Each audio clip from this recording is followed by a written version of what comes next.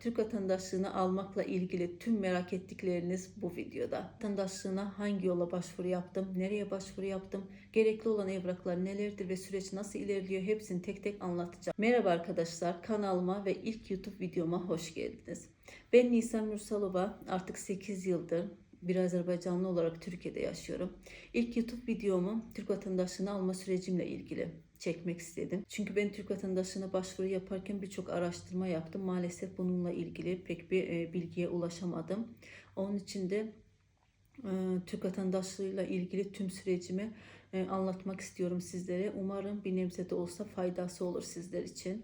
Türk vatandaşlığına farklı yollarla başvuru yapılır. Ben evlilik yoluyla başvuru yaptım. Çünkü Türk vatandaşlığıyla evliyim, eşim Türk. Bu yüzden de Türk vatandaşlığına evlilik yoluyla başvuru yaptım.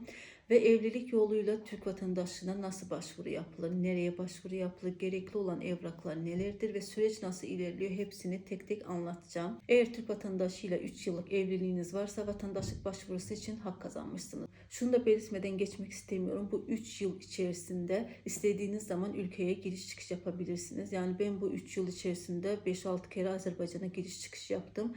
Yani bu başvuru sürecinde hiçbir sorun da bununla ilgili hiçbir sorun da yaşamadım. Şimdi gelelim 3 yıl doldurduktan sonra nereye başvurmamız lazım? Yaşadığımız şehirdeki Nüfus ve Vatandaşlık Müdürlüğü'ne başvuru yapabilirsiniz. Ben Eskişehir'de yaşıyorum. Eskişehir'in Nüfus ve Vatandaşlık Müdürlüğü'ne gittik. Orada bize ilk başvuru yapmamız için gerekli olan evrak listesini verdiler ve bu evrakları hepsini hazırlayıp tamamladıktan sonra yeniden gelmemizi söylediler. Başvuru yapmak için hangi evraklar lazım? Bunlar tek tek anlatacağım ve tüm evrakları nereden nasıl aldığımı da anlatacağım. Bu evraklar listesinin en başında bize İstiklal Marşı'nı ezberlemek yazılmıştı. Tabii ki bunu ezberledik. İkincisi eşinize ait olan nüfus kayıt örneği ve nüfus kayıt örneğini almak için zaten bir yere gitmenize gerek yok. E-Devlet'ten çıkarmak oluyor. Diğer evrak pasaport. En önemli evraklardan biri olan pasaport. Pasaportun Türkçe ve noter onaylı olması gerekiyor. Ben bunu Eskişehir'de yaptırdım. 1-2 saat içerisinde zaten herhangi bir notere gittiğinizde 1-2 saat içerisinde kendileri hem tercüme yapıyor hem de noter tasdikli yapıp veriyorlar. Pasaporttan sonra en önemli evraklardan biri de doğum belgesi. Doğum belgesi apostili yapılmış noter tasdikli Türkçe tercümesi olması lazım.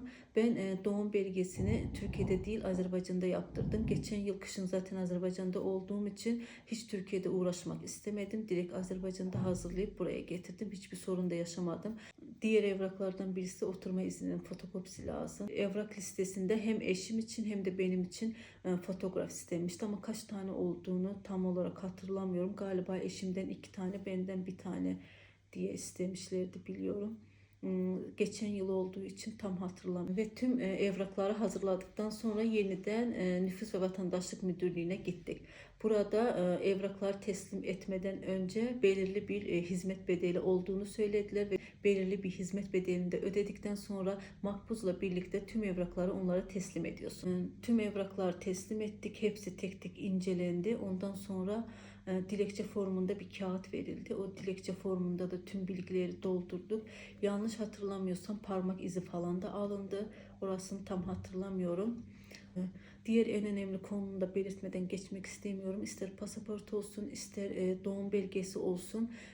Ana, ata isimlerinde kendi isminizde olsun, soy isminizde olsun tek harf farkı bile olmaması lazım. Çünkü tek harf farkı bile olduğunda direkt evrakları geri veriyorlar. Yani kabul etmiyorlar. Eğer ki tüm evraklarınızda herhangi bir sorun yoksa tüm evraklarınız kabul ediliyor ve bundan sonra başvuru süreciniz başlamış sağlıyor. Bundan sonraki sürecin nasıl ilerlediğini, nerelere çağrıldığımızı Part 2 videomda detaylı bir şekilde anlatacağım.